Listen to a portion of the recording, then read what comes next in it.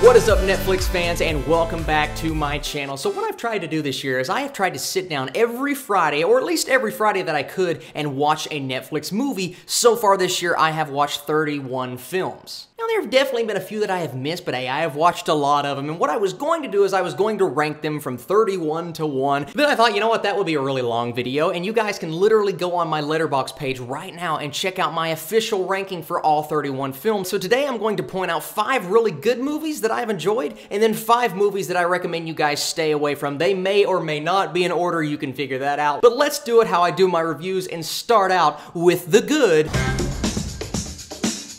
Alright, so I cheated already. It wouldn't be good if I said we're doing 6 good and 5 bad. Okay, so technically I didn't cheat because this happens all the time in sports, but sometimes people, they finish at the same spot, and that means it's a tie? Okay, I have 6 movies on this list, but since these are both rom-coms, I will talk about them in the same category, and that is Set It Up and Alex Strangelove. Both are 100% the best rom-coms on Netflix right now that have released in 2018, and both have their definite significance and charm, and that's what I really loved about them. I watch Alex Strangelove, and I just get this like teen atmosphere, this vibe that you don't see in a lot of modern rom-coms nowadays. A lot of the times they go overboard and get very unrealistic, and that's usually what I don't like about the movies unless they embrace it. But Alex Strangelove, it stays subtle, but it knows when to get crazy, and that's what I really love about it. It's a really cool love story with interesting characters, and I loved the actors, and that's one thing that a lot of these movies on this good list have going for it. And another movie that I love the actors in was Set It Up. Especially a girl like Zoe Dutch. Every time she pops up on screen, I get so excited because she's such a good actress, and her chemistry with really all of the actors in this movie is cool, and I just love the idea of this film. They're trying to set their bosses up on a date. They have this thing going on between them. It's a romantic comedy, so you kind of expect it, but I still think it's a really good movie. Am I as high on that one as other people are? Because some people are saying it's the best romantic comedy in years. No, I don't think it's that good, but you have 2 solid movies here that are on Netflix right now. You guys should definitely go check them out. I'm trying to switch it up a little bit. Now let's go into the true story territory and talk about Roxanne. There have been a few this year that have come out and I've really enjoyed. Movies like First Match and Come Sunday, but my favorite out of the bunch is Roxanne, a really cool story about a girl who wants to be a rapper, and she's doing everything she possibly can. And what I really love about this movie is the performance by our lead here. She is very good, she's believable, and her journey progressively changing from one character to another, and her story arc is really what got me. Really good cinematography, overall very good direction, and this movie surprised me probably more than any other Netflix film this year just because I wasn't really anticipating it. We go from rom-com to true story to like a road trip drama in Kodachrome. Kodachrome was a really cool and interesting film with some of the best actors in Hollywood. I'm not kidding. Jason Sudeikis, Ed Harris, Elizabeth Olsen, everybody in here brings their A game, and since they're so top-notch, you know it's going to be a good film. But what I loved about this movie in particular is the relationship between the father and the son and all of the strain that comes between them. And then you have Elizabeth Olsen's character in there trying to fix things and make them better.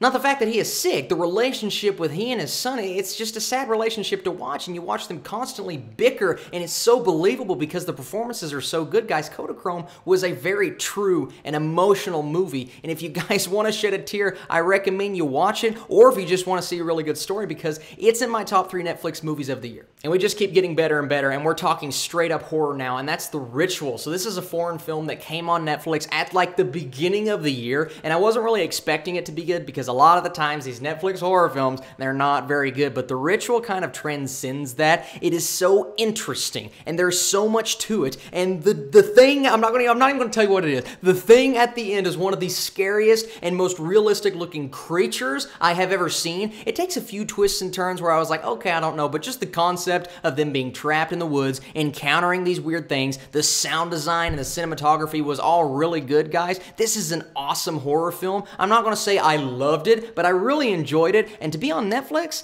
please go watch it. And debatably and arguably my favorite Netflix movie of the year so far is Cargo, starring Martin Freeman. That's right, Bilbo Baggins. Just a really good performance. It's a slow-moving film, so a lot of people aren't going to like that, but I love the concept of what they did with kind of switching up the zombie genre. They do a lot of things that are different here, but a lot of things that we have seen before in a cool way, and I really like the premise of this film. You go go on this adventure with him. You don't really know what's going to happen. He builds these relationships with certain characters. You're just interested through the entire thing. And I'm not saying this thing is breaking any new ground. It's not in my like top 10 Netflix movies of all time, because we really haven't gotten one this year that has blown me away. But Cargo was a really solid zombie film that kind of transcends the genre, but not to a point to where it's going to be revolutionary. I just really enjoyed the performances, the story, the plot, and the direction.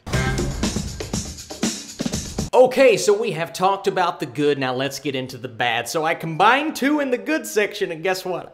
I'm gonna combine two here. And that is The Week of and Father of the Year. They kind of combine into the same genre, the Adam Sandler genre, if you will, even though Adam Sandler has had some good performances over the last few years, but these two movies are not one of them. He's not even in Father of the Year. I'm just saying, it's his production company. You had something to do with it, man. I just didn't like these films. Nothing really worked for me. They weren't funny. They didn't have good scripts. The character dynamics were stupid. The accents were atrocious, and you have the same accents in both. It's like, just stop it. If it doesn't work in one, it's not going to work in the other. They try these romances and they try these long, drawn-out, dumb relationships. In a movie like The Week Of, it tries to get super emotional, and those scenes kind of worked because Adam Sandler is a good actor, but everything else about the movie doesn't work. And then Father of the Year, it just goes down this really stupid route, and it never can come out of it. And the endings to both films, they're just atrocious. I recommend you guys, if you like movies like this, especially the Adam Sandler movies as of late, I recommend you guys check it out because you might like it. But if you don't, or you just don't like stupid, stay away. Next up is the sci-fi film Mute, and Mute to me was just one really long, drawn-out, and boring sci-fi film. I got nothing out of it, and everything about the movie just, it really rubbed me the wrong way. The story wasn't interesting. I did not relate to the character. You have good actors in there, and even a good director in Duncan Jones, so I don't know what happened with this movie. If you want to be bored for an hour and a half, I recommend you guys check this out, but if you don't, stay away from Mute, because the only good thing about it is Paul Rudd, and his sidekick in the film is one of the most annoying and just disgusting characters I've seen in a long, long time.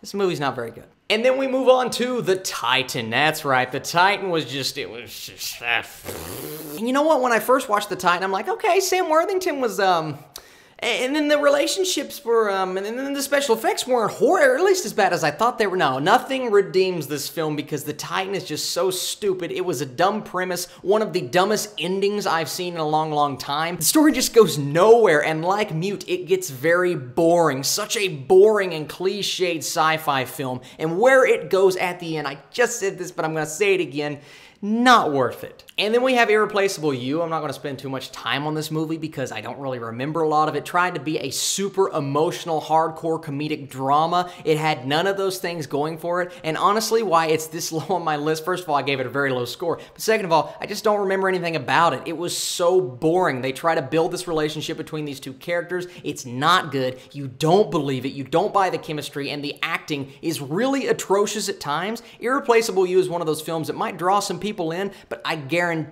you're not going to have a fun time. You might be asking, Austin, where is How It Ends and Extinction? Well, I didn't really like those films, but the movie that I want to talk about in my fifth, technically sixth spot is, you guys know it, my favorite of the year, of course, and that is The Open House. One of the reasons that I started doing Netflix movies every week, because I had so much fun smack-talking this film, but that doesn't mean I have fun remembering it, because it's just, it was a waste of time. I remember waking up that morning and thinking, man, you know, maybe this might be a good one. This could be the Netflix movie that makes me want to do this every weekend, and it was, because I had so much fun reviewing it and had so much fun getting up and watching it and being one of the first ones on the internet being like, hey, I can review Netflix movies. And then I watched it and my enthusiasm just went way down. So boring. It tries to be this unconventional horror film, and it tries to take chances, and it tries to put you on the edge, and there are points where I'm like, okay, what is going to happen? This could get interesting, but it's not interesting right now. And then the ending to The Open House, I know I just said this about The Titan, but this is